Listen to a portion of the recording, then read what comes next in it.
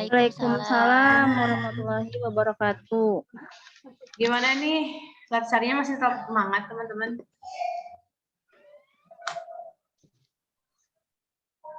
Alhamdulillah.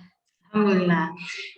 Untuk tugas sekarang, teman-teman, kita tuh dikasih tugas untuk membenchmarking seorang tokoh perjuangan. Kira-kira siapa ya? Padahal kan tokoh perjuangan itu banyak ya. Kira-kira siapa ya tokoh yang patut untuk kita jadikan benchmarking, teman-teman? Teh Ana, kira-kira siapa ya? Kalau aku suka sama Sri Sultan Hamengkubuwono karena ada ceritanya. Iya. Kalau Teh Aisyah punya ide lain nggak? Tadi kata Teh Ana, Sri Sultan Hamengkubuwono. Kalau Ki Hajar Dewantara gimana? Hajar Dewantara. Kalau Teh Dwi sama Teh Emma kira-kira itu juga bisa sih. Kan di modul sebelumnya juga udah ada ceritanya ya. Tadi setuju sama Teh Ana juga. Ada ceritanya tentang yang nilai-nilai anekanya masuk sih. Iya. Kalau Teh Emma sama Teh Dwi punya usulan nggak? Kira-kira siapa tokohnya? Well, kalau misalkan Sri Sultan Hamengkubuwono IX, iya. Itu bisa nggak? Boleh, boleh. Saya emang setuju nggak kalau kita ngambil tokohnya Sri Sultan Hamengkubuwono IX? Setuju. Setuju ya. Berarti kita akan membenchmarking tokoh Sri Sultan Hamengkubuwono IX. Setahu aku, Sri Sultan Hamengkubuwono itu memang seorang tokoh yang memiliki kepemimpinan yang baik ya teman-teman. Jadi beliau itu punya sifat tanggung jawab terhadap rakyatnya. Salah satu buktinya beliau itu sempat membuat organisasi tani gitu supaya petani-petani yang ada di daerahnya itu bisa tumbuh dan berkembang gitu. Kayak gitu teman-teman. Kalau yang lainnya gimana nih? Ada yang tahu lagi nggak? Iya, iya. Ya. Iya sih, yang saya baca juga Sri Sultan itu dari anti korupsinya ya, itu hebat banget sih. Maksudnya dia tegas banget, dengan tegas menolak apapun, pemberian apapun yang dikasih sama kolonial Belanda dulu gitu. Jadi Belanda itu ngajak kerjasama, dia dengan tegasnya. Jadi nggak ada yang mikir-mikir gimana kan gitu kan. Jadi bener-bener gas lah, udah. Kalau untuk Indonesia no debat kalau istilah ininya gitu. Iya. Sultan tuh gitu, tegas gitu ya. banget. Harga mati gitu kalau untuk yang anti korupsi. Terus Sri Sultan Hamengkubuwono IX juga selalu setiap harta bendanya, terus dari apa yang dia punya itu dia hati-hati gitu, sangat hati-hati terhadap anti korupsi ini. Jadi maksudnya karena beliau juga seorang raja keraton gitu kan, jadi enggak tanggung-tanggung gitu, apapun lah untuk Indonesia gitu kan. Terus pernah nih saya baca pernah Belanda itu menawarkan kerjasama di bidang perekonomian saya lupa lagi. Pokoknya bidang perekonomian. Jadi Indonesia itu kerjasama katanya Yogyakarta kerjasama gitu sama Belanda.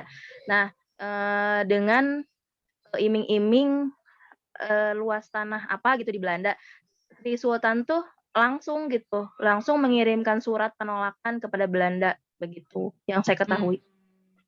Kalau dari sikap seperti itu. Oh, iya. Iya ya, padahal mungkin Teh Emma sebetulnya kalau Belanda ingin ngasih gratifikasi gitu ya, hadiah, mungkin uangnya pun nggak akan sedikit ya, Teh Emma.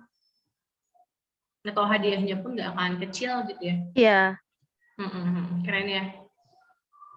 iya betul. Iya, Tapi ya keren banget gitu. Jadi Sri Sultan tuh udah kalau harta benda dia prinsipnya tuh harta benda itu nggak akan dibawa mati, tapi dia menjunjung tinggi hati nurani. Kata dia kalau hati nurani seseorang itu bersih dan niatnya benar, maka dia seseorang itu mempunyai karakter yang apa namanya golden apa ya Inggris. pokoknya baik lah, bagus gitu. Iya. Golden apa gitu, soalnya pakai bahasa Inggris. Yang lainnya punya cerita menarik lagi nggak tentang Sri Sultan Hamengkubuwono IX? Ini kalau yang saya baca ya Teh, kemarin itu lihat-lihat Sri Sultan Hamengkubuwono itu ternyata pencetus yang agresi militer di saat agresi militer 2 itu, yang pencetus serangan 1 Maret, serangan umum 1 Maret 1949. Itu ternyata yang mencetuskan pertama kalinya itu adalah Sri Sultan Hamengkubuwono, yang pada saat itu kan beliau selalu mendengarkan berita-berita di radio tentang bagaimana kondisi Yogyakarta, yang pada saat itu kan Belanda itu menyerang, mau menguasai Yogyakarta. Nah, beliau meminta izin kepada Jenderal Sudirman. Beliau meminta izin kepada Jenderal Sudirman untuk melakukan serangan umum. Itu ya. Secara garis besarnya seperti itu ya. Iya. Keren ya. Yang lainnya? Ada lagi nggak? Selain itu Teh Dwi. Kalau dari Oh iya, boleh Teh Aisyah. Udah. Oh ya. Mungkin. Oh ya. Ada lagi misalkan dari pas awal kemerdekaan Republik Indonesia, Sri Sultan Hamengkubuwono itu langsung mencetuskan diri, Yogyakarta itu langsung bergabung ke wilayah NKRI, dan dari situlah membawa Yogyakarta itu di era modernisasinya gitu kan, yang awalnya dari negara yang berbentuk sendiri itu kerajaan menjadi bergabung ke negara Republik Indonesia gitu aja. Yang saya baca seperti itu. Kalau sedih. Halo. Teman-teman. Yuk lanjut. Ya. Ini ke-record ya tadi? Ya mungkin seperti itu Teh. Kalau dari saya mungkin ada tambahan ya dari yang lain mungkin. Yang lainnya boleh punya cerita lagi nggak? Aisyah tadi mungkin? Boleh. Kalau yang aku tahu gitu ya, yang udah baca sebelumnya, paling dilihat dari rasa nasionalismenya, Sri Sultan Hamengkubuwono IX tuh emang punya kecintaan yang sangat besar gitu buat negara Indonesia. Walaupun sebelum jadi Indonesia pun dia kan memperjuangkan dulu khususnya mah daerah Yogyakarta gitu ya, karena beliau kan sebagai rajanya juga dulu. Nah, terus waktu terlihatnya itu dalam menjaga persatuan sama kesatuannya gitu, baik waktu di Yogyakartanya ataupun waktu membela negara Republik Indonesianya. Nah, beliau itu sangat berani juga sangat tegas gitu untuk menentang kaum penjajah, kayak yang tadi diceritain sama Teh Emma sama Teh Dwi gitu, kayak menolak Romusa gitu, pengiriman Romusa yang kayak gitu untuk membuat saluran irigasi. Nah, yang gitu terus beliau juga sangat semangat gitu dalam memperjuangkan nasib rakyat Yogyakarta dan juga rakyat Indonesia. Kalau di Jogja kan dalam menolak Romusa tadi, kalau misalkan untuk memperjuangkan rakyat Indonesia itu beliau juga salah satunya ketika terjadi blokade ekonomi gitu, yang waktu dibikin sama Belanda ke Indonesia. Nah, di situ Teh kelihatan gitu beliau tuh berani menyumbangkan harta kekayaannya itu sampai sebesar 6 juta gulden kalau nggak salah ya. Nah, beliau itu memberikan hartanya itu untuk membiayai pemerintahan, terus kebutuhan hidup para pemimpin sama para pegawai pemerintahannya gitu, biar Indonesia tuh tetap berlangsung si roda pemerintahannya, biar nggak stuck gitu walaupun di blokade ekonominya sama Belanda. Itu sih paling dari segi karirnya juga kalau dilihat gitu, itu sangat bagus mulai dari pendidikannya gitu kan, dari waktu kecil emang beliau itu dapat pendidikan yang sangat baik mulai dari TK, SD, SMP, SMA. Beliau itu jenjangnya itu semua terlewati, dan dari kuliahnya juga beliau itu kuliahnya itu sempat kuliah mendalami tentang Indonesia. Nah, terus dilanjut dengan kuliah ekonomi sehingga beliau bisa memahami gitu untuk menanggulangi ekonomi Indonesia sebelumnya. Terus dari karirnya juga kan banyak, mulai dari jadi kepala di Jogja lah istilahnya, udah jadi raja, terus jadi gubernur, terus jadi menteri juga pernah, terus jadi ketua Kuati Ranting Pramuka, jadi menteri ekonomi, terus sebagai salah satu pendiri yang kelas sekarang tuh Universitas Gajah Mada ya? Beliau juga kan di situ. Ya, UGM. Nah, beliau juga termasuk salah satu pendirinya gitu, kalau dilihat dari profil-profil beliau sebelumnya. Banyak keren ya, banyak ya, banget selain karyanya. itu masih banyak lah gitu. Sampai terakhir kan jadi wakil presiden Indonesia juga. Gitu. Itu sih yang paling besar. Iya, berarti jiwa nasionalisnya sangat tinggi sekali ya. Mungkin perlu kita contoh teman-teman. Mungkin ada tambahan lagi dari Teh Ana atau dari Teh Afanya. Iya.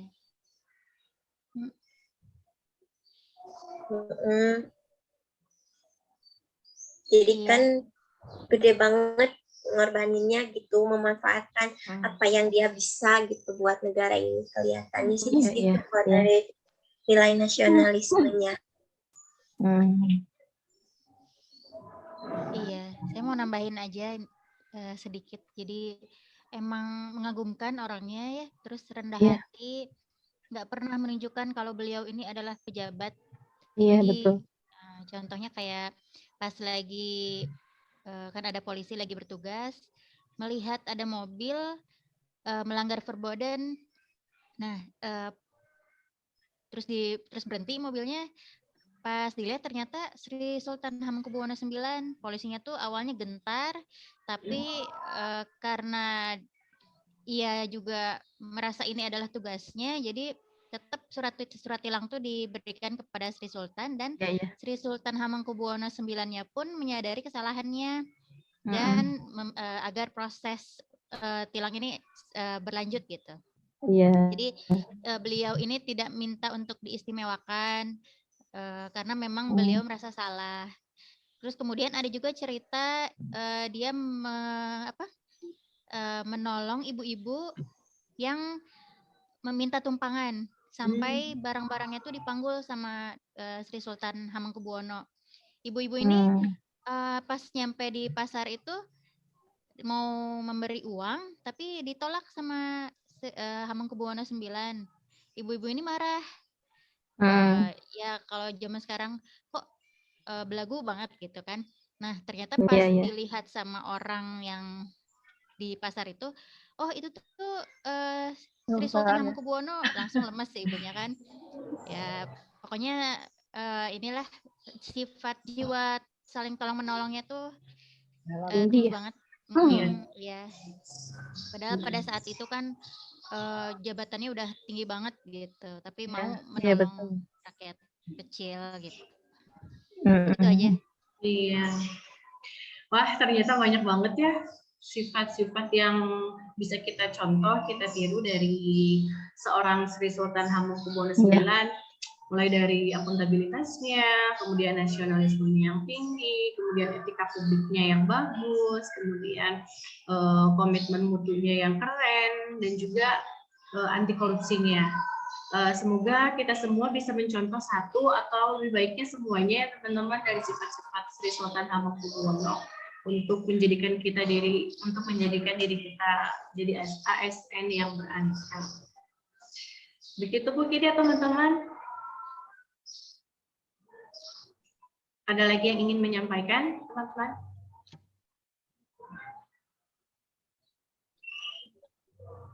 Kalau karya-karyanya, udah ya tadi. Ya, karyanya juga udah ya, banyak banget ternyata.